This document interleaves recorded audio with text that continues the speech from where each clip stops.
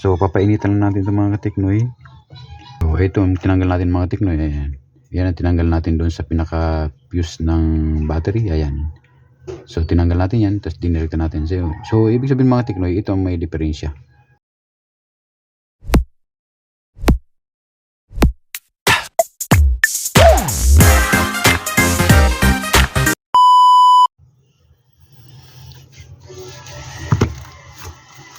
Pagpalang araw po sa ating lahat mga katiknoy, panibagong video na naman po tayo.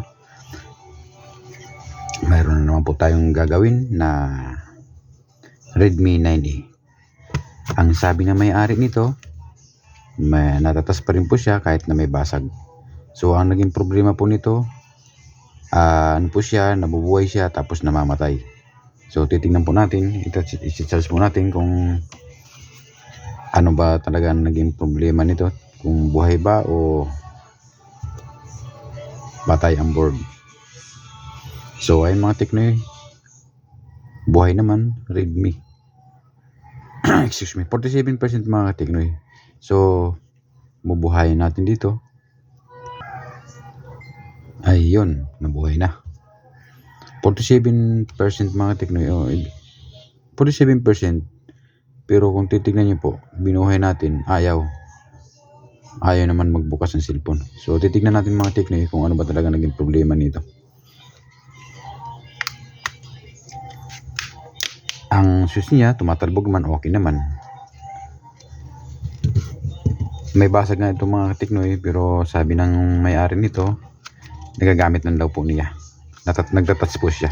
Tanggalin muna natin ang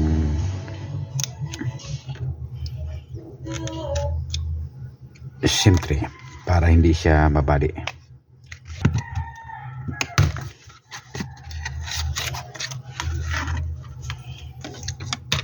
So maganda naman mga tiknoy yung battery, okay naman siya, hindi naman siya lobo.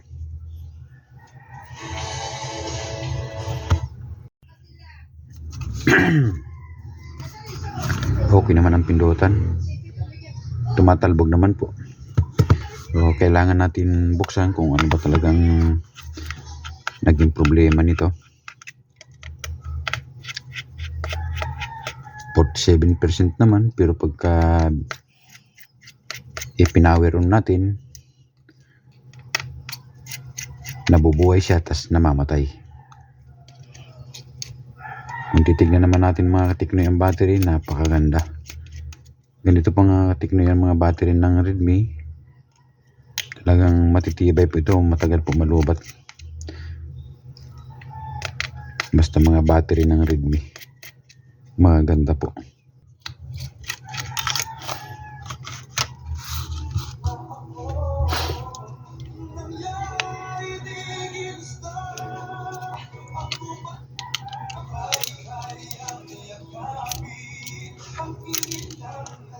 So una mga tiknoy, tanggalin muna natin ang battery. Titingnan natin ang battery kung okay pa ba ang battery.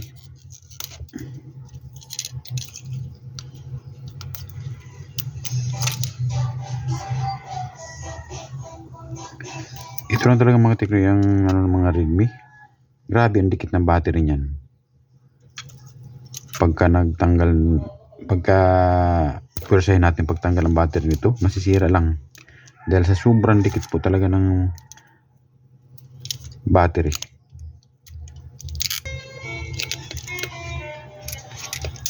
Grabe ang dikit niya mga tiknoy. Ito lang talaga ang pinakaano talaga ng Redmi, dahil sobrang dikit na dikit po talaga yan pagka nakadikit sa frame niya. Ito na yung ano niya. So okay naman mga tiknoy, ang battery natin okay naman, matigas na matigas pa po, dahil pagka malambot na buto, ibig sabihin hindi na gumagana siya, pero matigas pa po siya. Ito lang kinagandahan sa mga battery ng MI Redmi 9E.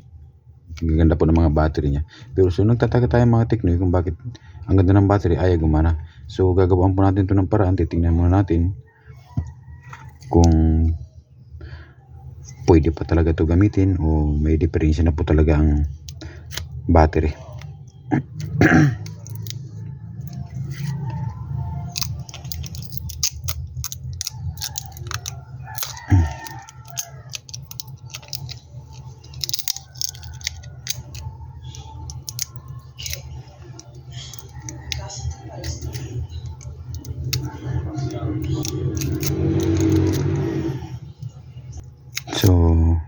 kailangan mga teknoy, tatanggalin po natin itong pinaka fuse ng battery.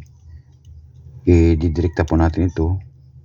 Titingnan po natin kung talagang sa battery nga po ang diferensya o baka dito na po talagang diferensya.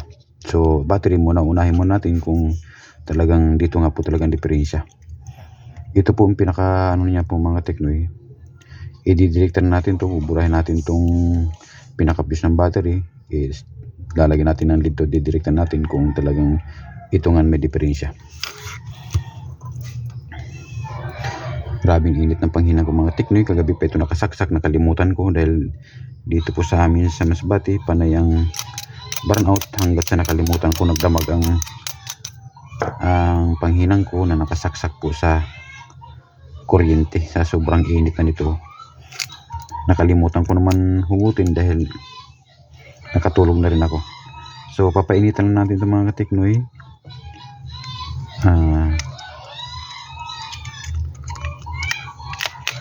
Dikit na madikit. Tanggalin natin tong pinaka fuse niya.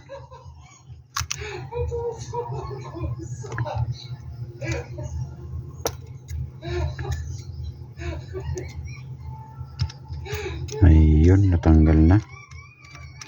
Tanggal na si mga teknoy. Ayan. So lalagyan na natin mga teknoy ng dito yan para i-direkta na natin.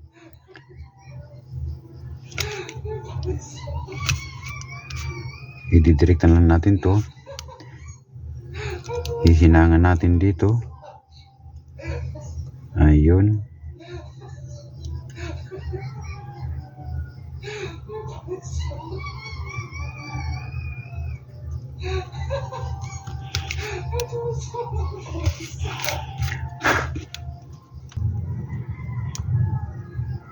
Ayun.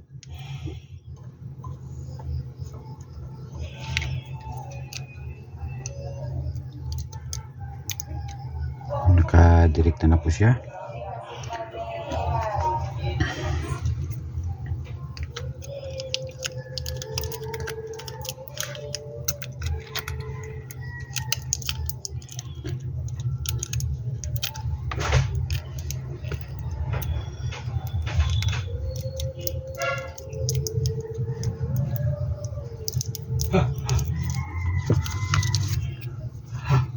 Titignan po natin mga teknoy. Iti-try natin kung talagang baliktad.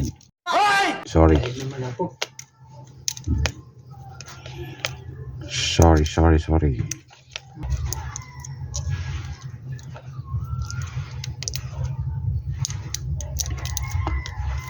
Natin, bubuksan natin kung talagang pwede pa.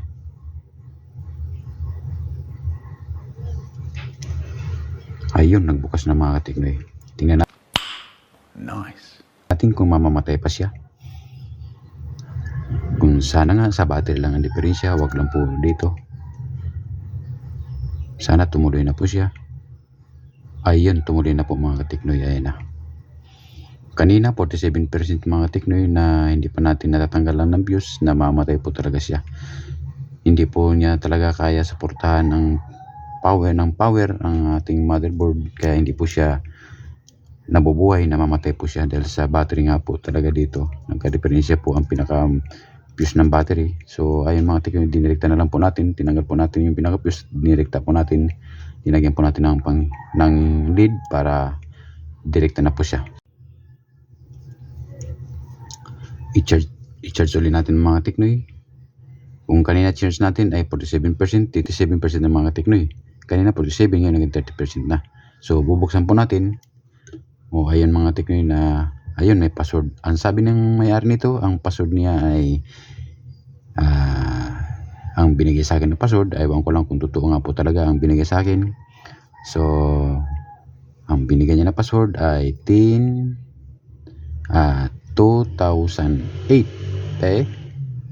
Ayun. Oh my God! Wow! Natama talaga mga teknoy. Very good ang aking customer na sinabi ang tama na password. So ayun mga teknoy, nabuksan po natin.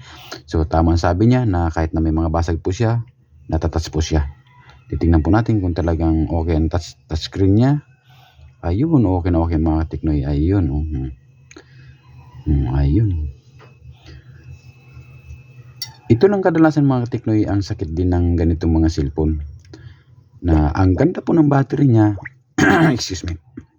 Again, makikita po natin mga Teknoy, ang ganda ng battery niya.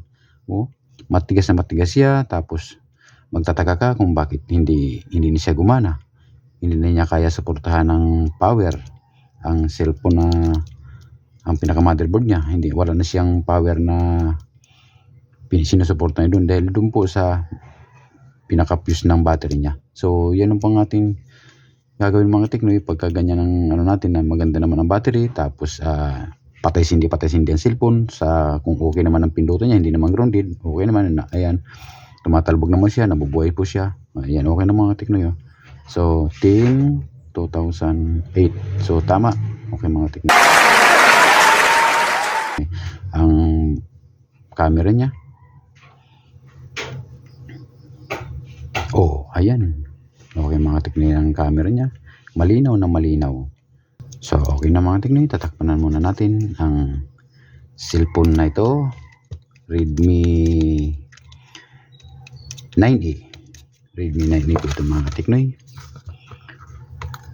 Ito lang pong kadalasan sa mga ganitong mga cellphone mga Teknoy, kung maganda naman ang battery, ayun lang pong kadalasan na ginagawa ko dito. Pero kung talagang may diferensya na po ang motherboard niya, wala po tayong magagawa doon. Kahit na maganda pang battery nito, pagka may diferensya po ang motherboard niya, yun lang po ang natin nagiging problema doon, na hindi na po talaga mabubuhay nabubulo na naman ako. Mabubuhay pa rin po mga Teknoy, pero siyempre matrabaho na.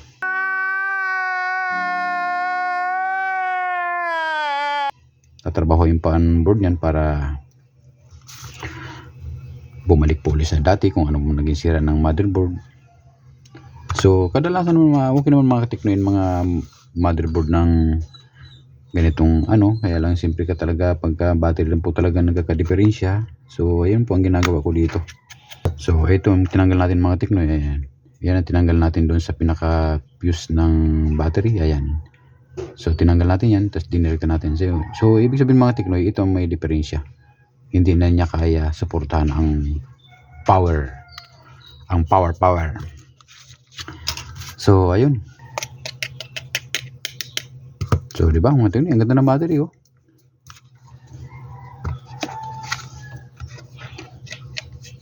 Ibang-iba din to mga Teknoy ang mga ganitong cellphone Redmi na kahit may basag na po mga Teknoy, tingnan mo. Pero pwede pang gamitin. Di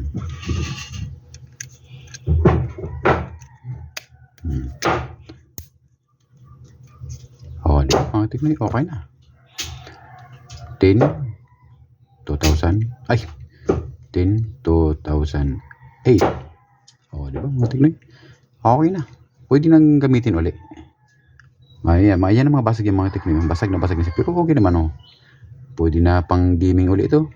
So ayun, makinis pa. So ay mga Teknoy, maraming salamat po sa inyong mga panonood, at magkita-kita po tayo ulit sa mga susunod na mga video. Bye bye.